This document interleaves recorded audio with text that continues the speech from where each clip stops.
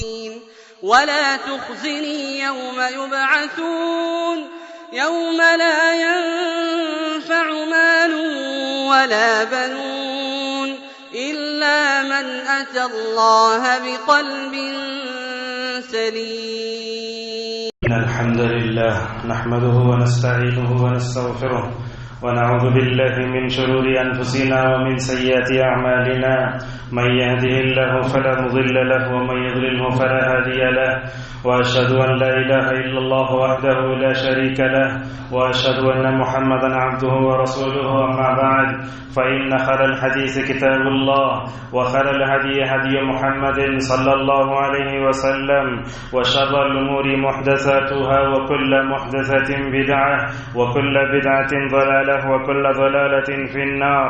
يا أيها الذين آمنوا اتقوا الله حق تقاته ولا تموتن إلا وأنتم مسلمون. يا أيها الناس اتقوا ربكم الذي خلقكم من نفس واحدة وخلق منها زوجها وبث منهما رجالا كثيرا ونساء واتقوا الله الذي تساءلون به والأرحام إن الله كان عليكم رقيبا. يا أيها الذين آمنوا اتقوا الله وقولوا قولا سديدا يصلح لكم أعمالكم ويغفر لكم ذنوبكم ومن يطع الله ورسوله فقد فاز فوزا عظيما. قال الله تعالى في سورة الشعراء أعوذ بالله من الشيطان الرجيم من همزه ونفخه ونفثه ولا تخزني يوم يبعثون يوم لا ينفع مال ولا بنون إلا من أتى الله بقلب سليم. رب ذوالجلال کا شکر احسان ہے کہ اس نے ہمیں اپنی زندگی میں اور ایک مرتبہ جمعہ کی مبارک ساعتیں دیکھنے کا موقع نصیب فرمایا. معزز حاضرین، دوسرے دنوں میں جو جمعہ آتا ہے اس سے ہٹ کر ذی الحجہ میں جو جمعہ آتا ہے اس کی بڑی فضیلت ہے، جیسا کہ علامہ ابن حجر نے اس کی طرف اشارہ فرمایا. معزز حاضرین، بزرگوں، نوجوان دوستو، آپ جانتے ہیں کہ 2 دن پہلے ہم نے بقرعید منائی اور اس وقت امت مسلمہ مجموعی طور پر حضرت ابراہیم علیہ السلام کی سیرت اور آپ کے اسوے کو مکمل طور پر یاد کرتی ہے. سب سے پہلے تمہیدی طور پر چند باتیں بیان کر کے اس کے بعد ہم اپنے موضوع کی وضاحت کریں گے. موضوع ہے حضرت ابراہیم علیہ السلام آخرت کی کیسے یاد کرتے تھے، ان کے ذہن میں آخرت کی فکر کیسے رچی بسی ہوئی تھی، دنیا میں انہوں نے آخرت کی نجات کے لیے کیا سامان کیا.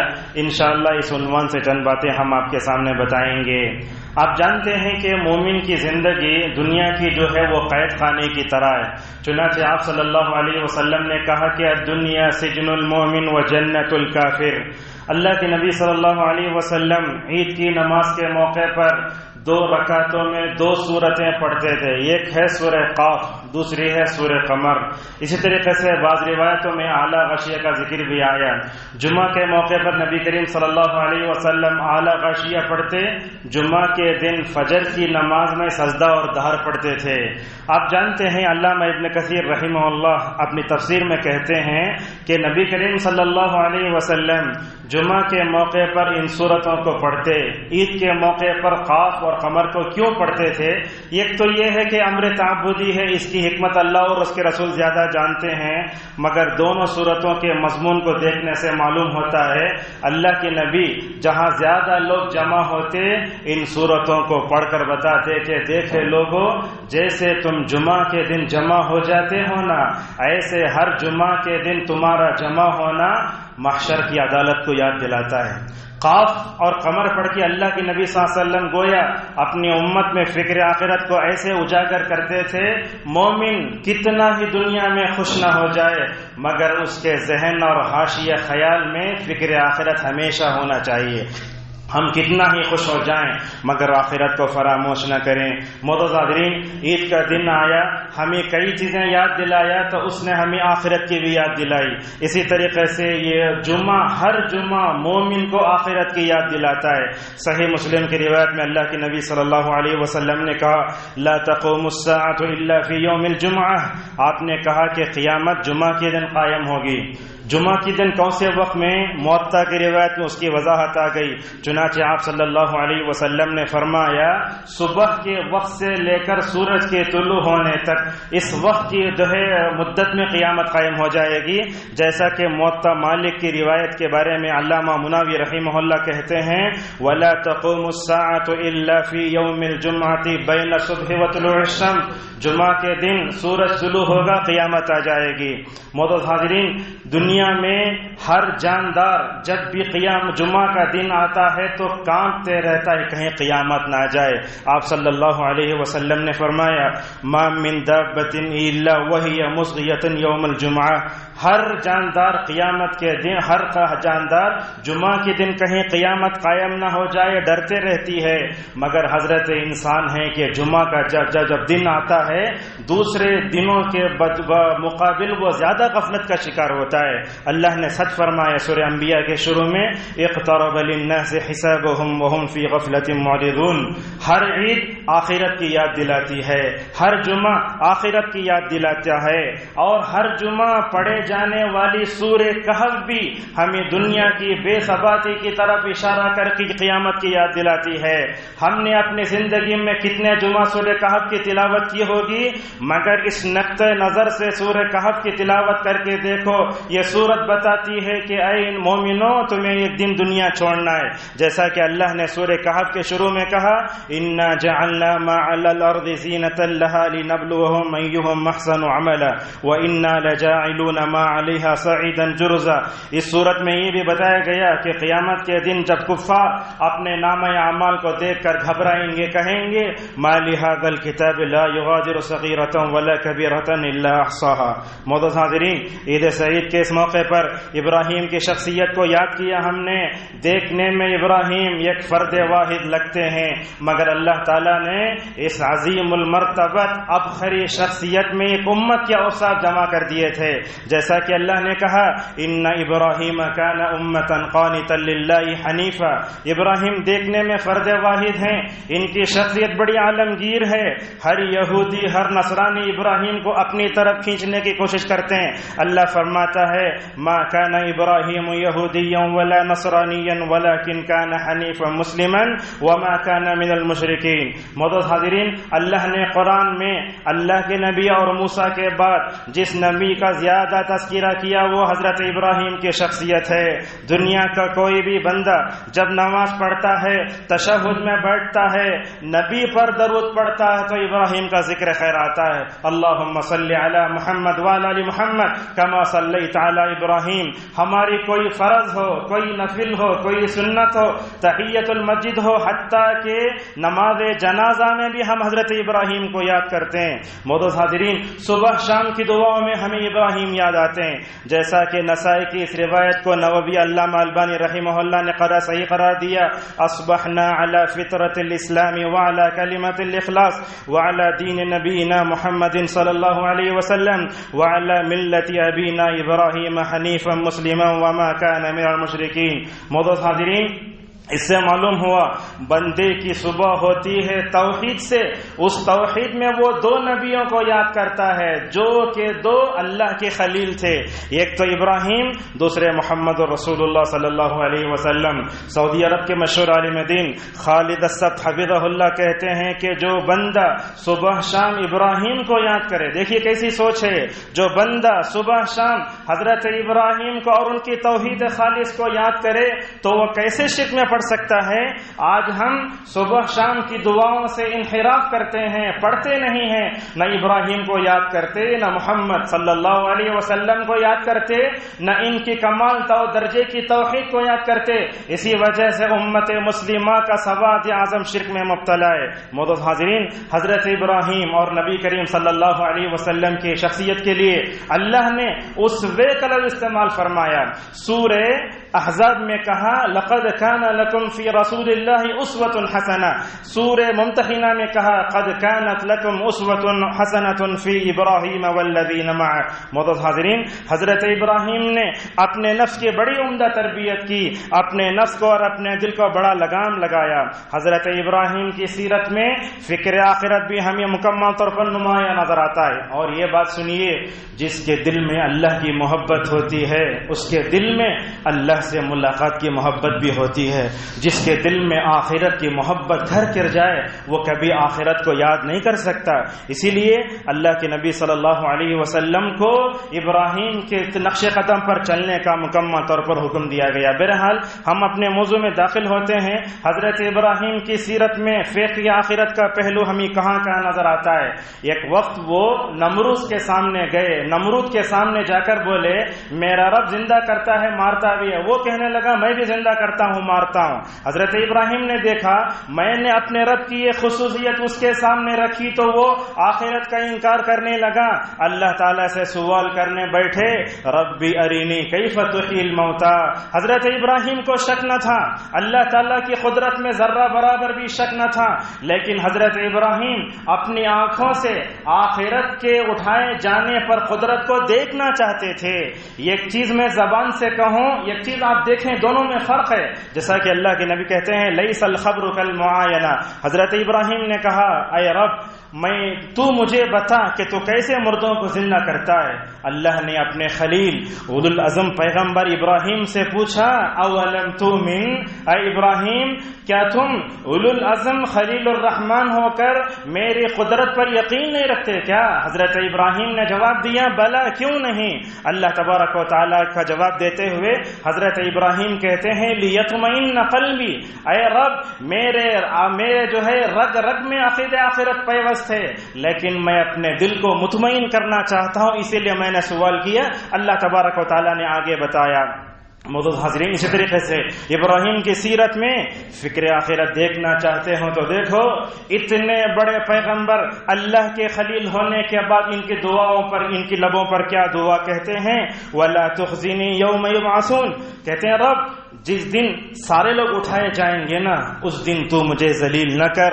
اے رب وہ دن ویسا دن ہوگا نہ مال کام آئے گا نہ بیٹے کام آئیں گے، جو پرندے کی طرح صاف و شفاف دل لے کر آئے گا وہی قیامت کے دن جنت میں جانے کا مستحق ہوگا.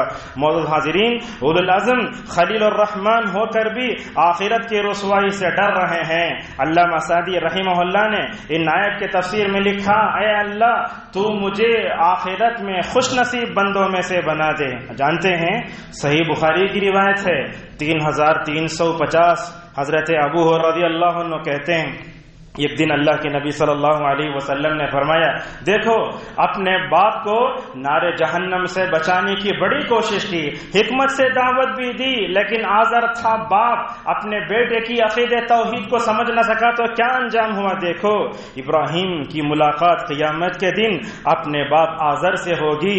آزر کا چہرہ گندا اور سیاہ ہوگا. اللہ اکبر. ایک اولو العزم پیغمبر کے باپ کی حالت کفر و شرک کی وجہ سے کیا ہوتی ہے. دیکھو اللہ نے سر فرمایا وجوہ یومئذ علیہا غبرہ ترہقها قطرہ اولئک هم الکفرۃ الفجرہ. آزر کا چہرہ گندا اور سیاہ ہوگا. ابراہیم کہیں گے اپنے باپ سے میں نے تجھ سے دنیا میں کہا تھا کہ میری نافرمانی نہ کرو.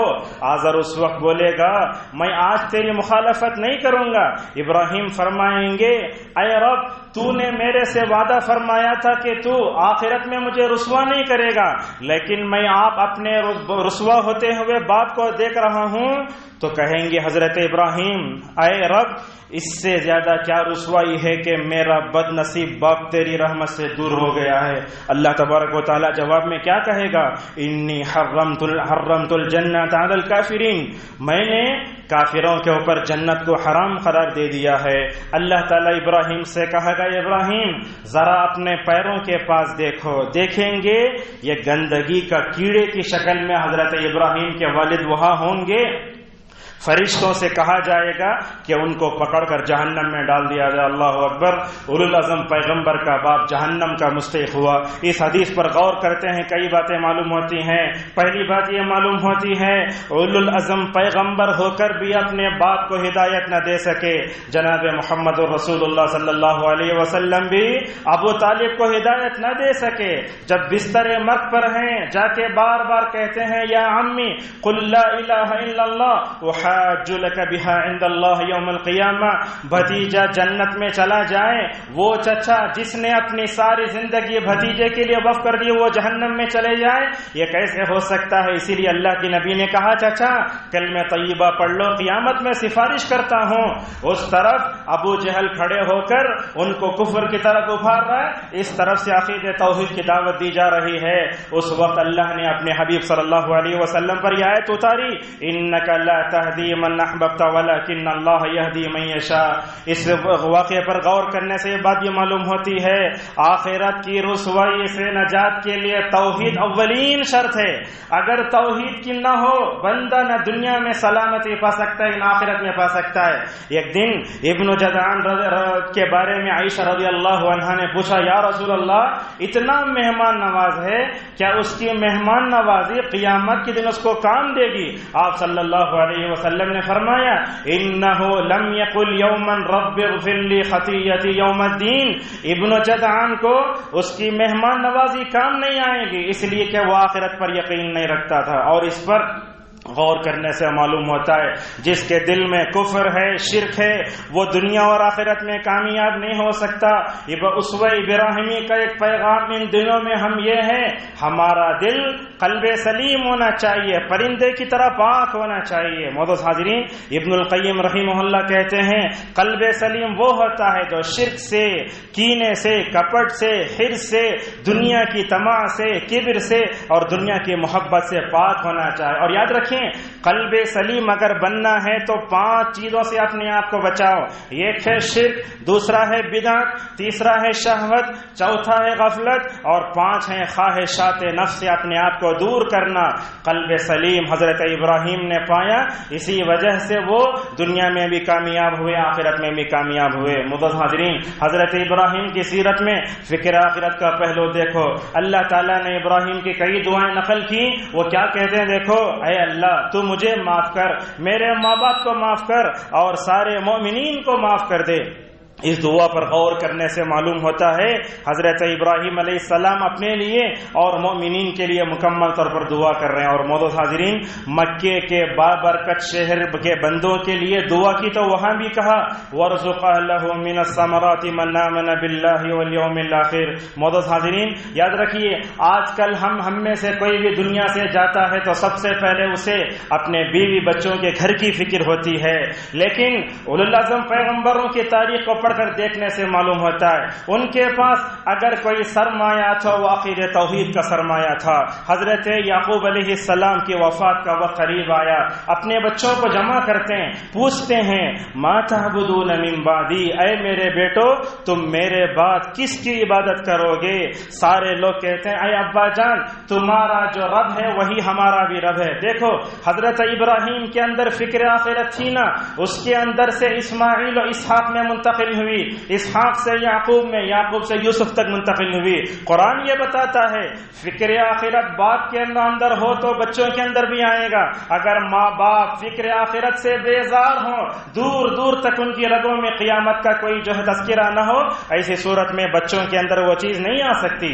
حضرت یوسف علیہ السلام یعقوب کے بیٹے تھے نا، مصر کے وزیر خزانہ بنے، اللہ تعالیٰ نے بہت اونچی عزت دی، لیکن فکر آخرت کیسی تھی؟ دعا کرتے ہیں توفنی مسلمن والحقنی بالصالحین۔ معزز حاضرین، ابراہیم کی زندگی کو پڑھ کر دیکھیے، ابراہیم نے دنیا میں عزت کمائی، اللہ نے بہت اونچا درجہ دیا۔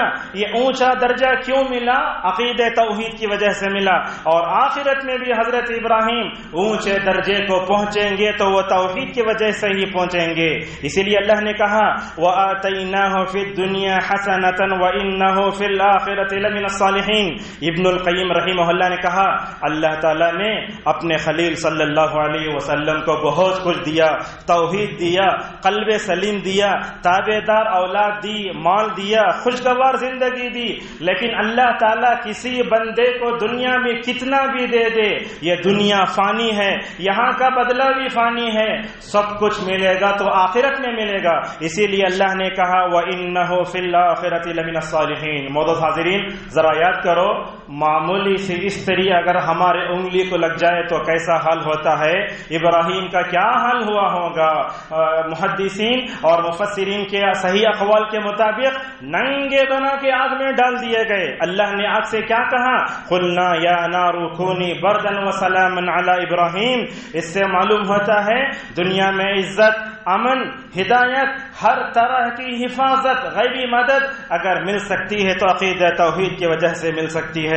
دنیا میں بھی عزت پائی اور آخرت میں بھی حضرت ابراہیم علیہ السلام بڑے اونچے درجے پائیں گے، جیسا کہ اللہ نے سورہ طٰہٰ کی آیت نمبر 75 میں کہا وَمَن يَأْتِهِ مُؤْمِنًا قَدْ عَمِلَ الصَّالِحَاتِ فَأُولَٰئِكَ لَهُمُ الدَّرَجَاتُ الْعُلَىٰ۔ یہ تو ہے ابراہیم کے لیے اللہ تعالیٰ کی سب سے بڑی نعمت یہ ہے، اللہ تعالیٰ نے ابراہیم کا چرچا مؤمنین کے زبان پہ ڈال دیا۔ جب بھی ہم درود پڑھتے ابراہیم کو یاد کرتے ہیں۔ ذرا آئیے ہم دیکھتے ہیں اللہ تعالیٰ نے اپنے خلیل الرحمن ابراہیم علیہ السلام کو آخرت میں کیسے اونچے اٹھایا۔ جانتے ہیں آپ اللہ کے نبی صلی اللہ علیہ وسلم معراج کو گئے، معراج کو جب گئے پہلے آسمان میں حضرت آدم سے ملاقات ہوئی، اوپر چڑھتے گئے، اللہ تعالیٰ نے اس بندے کو 7ویں آسمان پر بٹھایا۔ اللہ کی شان دیکھو، ابراہیم اوپر ہیں، اللہ کے نبی پہنچے تو آپ نے سلام کیا، خوش آمدید کہا، ویلکم کہا۔ اللہ کے نبی فرماتے ہیں میں نے ابراہیم کو بیت معمور کو ٹیک لگائے ہوئے بیٹھا جہاں فرشتے عبادت کرتے ہیں۔ اللہ اکبر۔ اس امت کو احسان ماننا چاہیے ابراہیم کا۔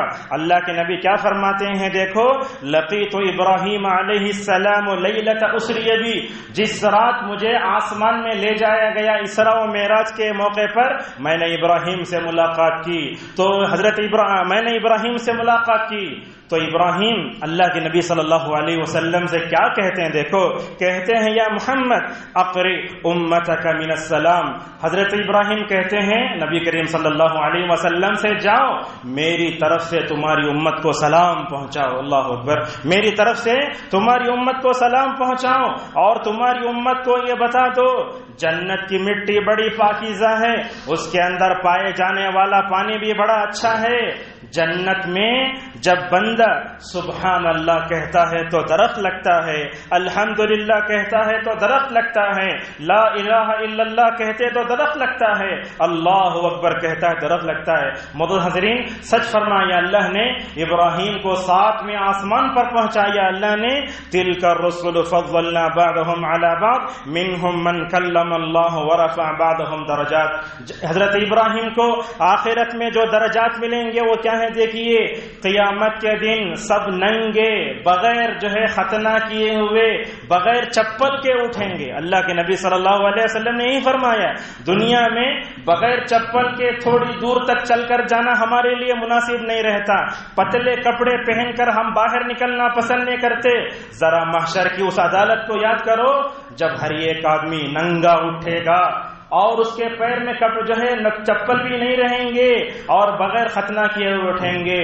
قربان جاؤ ماں عائشہ رضی اللہ عنہا کی فہم پر سوال کرنے لگی یا رسول اللہ ایسی حالت میں کیا ہم میں سے کوئی دوسرے کو دیکھے گا؟ تو اللہ کے نبی صلی اللہ علیہ وسلم نے فرمایا عائشہ قیامت کی ہولناکی میں کس کو دوسرے کی فکر رہے گی؟ اللہ کے نبی صلی اللہ علیہ وسلم بخاری کی حدیث میں کہتے ہیں ان اول الخلائق یکسا یوم القیامت ابراہیم، قیامت میں سب ننگے ہونا، اللہ تعالیٰ قیامت کے دن سب سے پہلے جس بندے کو کپڑا پہنائے گا وہ ابراہیم علیہ السلام ہوں گے۔ اللہ کے نبی نے فرمایا سب سے پہلے قبر سے میں اٹھوں گا، اللہ تعالیٰ سب سے پہلے حضرت ابراہیم کو کپڑے پہنائے گا فرشتوں کے ذریعے۔ کیا حکمت ہے اس میں؟ علامہ قرطبی، علامہ ابن حجر رحمہ اللہ کہتے ہیں اس کی حکمت ایسے ہو سکتی ہے ننگے بنا کے آگ میں ڈالے گئے، اللہ تعالیٰ عزت کے طور پر پر آخرت میں ان کپڑے پہنائے گا. اور اسی طریقے سے آخرت کا انعام اور عزت بہت بڑی ہے. دنیا میں کوئی بڑا اسٹیج ہو جہاں انعامات دے دیں, ہم جو ہے زندگی بھر تعریف کرتے ہوئے تھکتے نہیں, لیکن آخرت کا انعام, آخرت کی عزت, آخرت میں درجات کی بلندی بہت ہوگی. یہ حدیث سنیے, اللہ کے نبی صلی اللہ علیہ وسلم کو خواب میں دکھایا گیا. آپ نے دیکھا میں ایک لمبا آدمی دیکھتا ہوں جس کی لمبائی آسمان تک پہنچی ہے, اس کے اطراف میں بچے بھی ہیں. اللہ کے نبی صلی اللہ علیہ وسلم نے کہا جس لمبے آدمی کو میرے خواب میں دکھایا گیا وہ حضرت ابراہیم علیہ السلام ہے. لہذا اس حدیث سے متعلق علامہ نووی رحمہ اللہ کہتے ہیں هذا الحديث يدل على ان من مات قبل البلوغ يكون في الجنة في كفالة ابراہیم. نابالغ بچے جو بھی ہوں گے اگر وہ مر جائیں گے جنت میں حضرت ابراہیم علیہ السلام کی نگرانی میں ہوں گے. اور بعض سلف سے یہ دعا ثابت ہے, جب بچے کی میت ہوتی ہے تو کیا دعا پڑھنا چاہیے. نبی سے تو کوئی دعا ثابت نہیں ہے, لیکن ابن قدامہ رحمہ اللہ نے دعا نقل کی ہے اللہم الحق بصالح سلف المؤمنین واجعلہ فی کفالۃ ابراہیم علیہ السلام. بہرحال خطبے سے کیا پیغام دینا چاہتے ہیں بات بیان کر کے اپنی بات کو ختم کریں گے. خطبے کا پیغام یہ ہے, ہر عید آخرت کی یاد دلاتی ہے, ہر جمعہ ہمیں جو ہے آخرت کی طرف توجہ ہونا چاہیے. عموماً ایسے ہوتا ہے عید کے دن گوشت کھاتے, اچھا کھاتے, پہنتے, سب کیجیے, لیکن آخرت کو کبھی فراموش مت کرو. دوسری بات, حضرت ابراہیم کی زندگی میں فکر آخرت کے پہلو پر بھی ہماری نظر ہونا چاہیے. تیسری بات, دنیا میں امن, سلامتی, ہدایت, آخرت, نجات, خوشگوار زندگی اگر مل سکتی ہے تو عقیدہ توحید کی وجہ سے مل سکتی ہے. جیسا کہ اللہ نے فرمایا الذین آمنوا ولم یلبسوا ایمانهم بظلم اولئک لهم الامن وهم مهتدون. اور خطبے کا چوتھا پیغام یہ ہے ماں باپ کے اندر فکر آخرت ہونا چاہیے, اپنے بچوں میں بھی فکر آخرت پیدا کرو. آج ہم ماں باپ ایسے عیاشی کی زندگی گزارتے ہیں کہ کبھی دور دور تک آخرت کا تذکرہ نہیں ہوتا. ہمارے گھروں میں جب بھی محفلیں سجتی ہیں اللہ کا ذکر, رسول اللہ کا ذکر, آخرت کی جنت کی ابدی نعمتوں کا تذکرہ ہونا چاہیے. دیکھو حضرت ابراہیم نے اپنے بچوں میں فکر آخرت کیسے پیدا کی, جاتے ہوئے بھی پوچھا کہ ما تعبدون من بعدی. لہذا ہم اپنے بیوی میں, اپنے بچوں میں بچپن ہی سے اگر آخرت کی فکر پیدا کریں گے نا تو ہوگا کیا, دنیا کی غلط محبت ان کے دل میں کبھی نہیں بیٹھے گی. قربان جاؤ رسول اکرم صلی اللہ علیہ وسلم پر. دنیا سے جا رہے ہیں, اپنی چہیتی بیٹی فاطمہ کو بلا کر کچھ باتیں بولتے ہیں. ایک مرتبہ وہ ہنس پڑتی ہے, ایک مرتبہ رونا آ جاتا ہے. کافی دنوں کے بعد ماں عائشہ رضی اللہ عنہا نے فاطمہ رضی اللہ عنہا سے پوچھا تمہارے ابا جان نے تمہارے کان میں کیا کہا تھا؟ تو کیا کہتے ہیں فاطمہ, دیکھو عائشہ بات ایسی ہے, کہا میرے ابا جان صلی اللہ علیہ وسلم نے فاطمہ میرے گھر والوں میں سب سے پہلے تم مجھ سے ملو گی, یہ بات جب میں نے سنی تو میں ہنس پڑی تھی. دیکھیے دنیا سے جا رہے ہیں, اپنے بیٹی کے اندر فکر آخرت پیدا کر رہے ہیں, اور مجھے رونا اس لیے آیا کہ میرے باپ صلی اللہ علیہ وسلم نے کہا کہ تمہارا باپ جس مرض میں مبتلا ہے اسی مرض میں وہ دنیا کو الوداع کہنے والا ہے. ایک موقع پر آپ صلی اللہ علیہ وسلم نے سب کو بلایا, صفیہ کو بلایا, یہ خوبی ہیں, قریبی رشتے فاطمہ کو بلایا, اے بولے اے فاطمہ دنیا میں جو پوچھنا ہو پوچھ لو, لا اغنی عنک من اللہ شیئا, آخرت میں کچھ بھی تمہارے کام نہیں آؤں گا. اور اسی طریقے سے خطبے سے اور ایک پیغام یہ ہے کہ دنیا کی محبت کو کم کریں, آخرت کی تیاری کریں. جس کا دل قلب سلیم ہوتا ہے وہی کامیاب ہو سکتا ہے. اور یاد رکھیے صبح شام آخرت کی تیاری ہونا چاہیے. دنیا سے اتنی ہی محبت کیجیے جتنا آپ کو یہاں رہنا ہے, آخرت کو اپنے دل میں بسا کر رکھیے. رات میں ہم پڑھتے ہیں اللہم بسمک اموت, جاتے ہوئے بھی آپ پڑھ رہے ہیں اے اللہ میں موت کو یاد کر رہا ہوں. صبح اٹھتے ہوئے پڑھتے ہیں الحمدللہ الذی احیانا بعدما اماتنا والیہ النشور. معزز حاضرین یاد رکھیے دنیا میں اگر آپ عزت کی زندگی گزارنا چاہتے ہیں توحید کو اپنانا ہوگا, آخرت کے انعام کو پانا ہو، اسی توحید کو اپنانا ہوگا۔ اللہ تعالیٰ نے سورہ آل عمران میں جو ہے مومنین کی تعریف فرمائی، وہ کہتے ہیں کہ وَلَا تُخْزِنَا يَوْمَ الْقِيَامَةِ إِنَّكَ لَا تُخْلِفُ الْمِيعَادَ۔ مومن کی دعا یہ ہوتی ہے، وہ کہتا ہے اے اللہ سارے لوگوں کے سامنے رسوا نہ کر، اور آخرت کی رسوائی بڑی خطرناک ہوتی ہے۔ دنیا میں جرم کر کے آپ کہیں بھی چھپ سکتے ہیں، لیکن آخرت میں جو رسوائی ہوتی نا، نہ وہاں کوئی گھر ہوگا، نہ وہاں کوئی ستون ہوگا، نہ کہیں روم ہوگی، لا ترى فيها عوجا ولا امتا۔ آخرت کا انعام، اعزاز، اکرام جتنا بڑا ہے، آخرت کی رسوائی بھی اتنی خطرناک ہے۔ لہذا ہم دیکھیں آخرت میں رسوائی کس کس وجہ سے ہو سکتی ہے۔ دنیا میں اگر کسی کو رتے برابر بھی دھوکہ دیں گے، اللہ کے نبی فرماتے ہیں پیچھے کے حصے میں جھنڈا لگایا جائے گا، کہا جائے گا ہذه غدرۃ فلان، اور اسی طریقے سے زکوٰۃ نہ دینے پر بھی آخرت کی رسوائی ہوگی۔ بہرحال دنیا میں بھی اگر ہم اچھے سے جینا چاہتے ہیں، یہی توحید، یہی صبر، یہی شکر اور آخرت کو رکھ کر مکمل طور پر جینا ہوگا، اور آخرت کے انعامات بھی مکمل طور پر توحید کو پانے سے ہی مکمل طور مل سکتے ہیں۔ اور یہ بات یاد رکھیے، اس دنیا میں جینا ہو تو آخرت کے لیے جیو۔ دنیا تمہارے سامنے اپنے گھٹنے ٹیکنے پر بھی مجبور ہو جائے گی۔ اگر اس دنیا میں دنیا کے لیے جو گے نا، آخرت سے محروم ہو جاؤ گے۔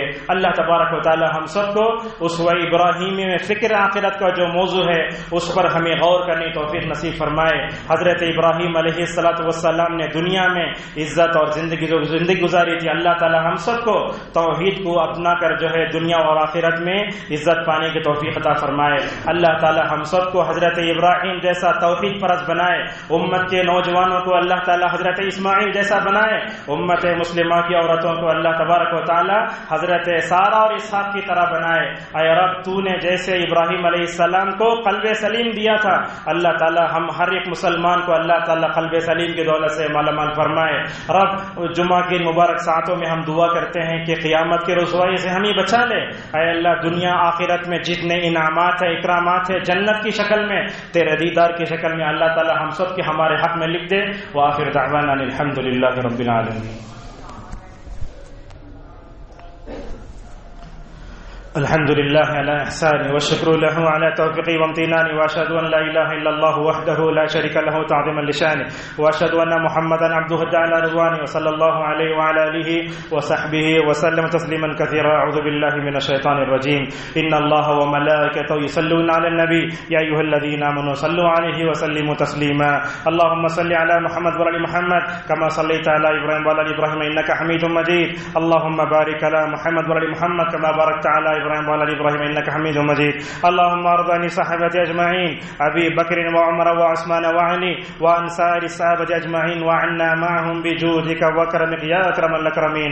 اللهم انصر دينك وكتابك وسنة نبيك محمد صلى الله عليه وسلم وعبادك المؤمنين۔ اللهم إنا نسألك الهدى والتقى والعفاف والغنى، اللهم إنا نعوذ بك من زوال نعمتك وتحول عافيتك وفجاءة نقمتك وجميع سخطك يا ذا الجلال والإكرام۔ اللهم احسن عاقبتنا في الأمور كلها وأجرنا من خزي الدنيا وعذاب الآخرة، توفنا مسلمين وألحقنا بالشهداء والصالحين، ربنا ولا تخزنا يوم القيامة إنك لا تخلف الميعاد۔ اللهم أكرمنا بشفاعة محمد صلى الله عليه وسلم يوم القيامة، اللهم لا تحرمنا شفاعته يا ذا الجلال والإكرام۔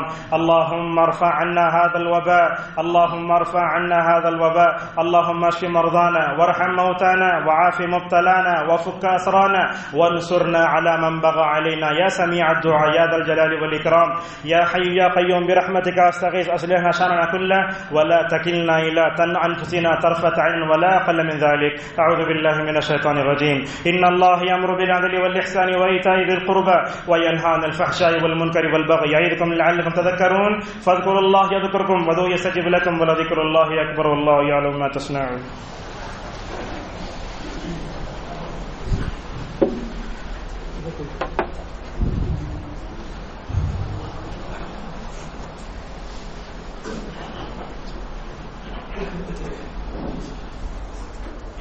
الله أكبر الله أكبر، أشهد أن لا إله إلا الله،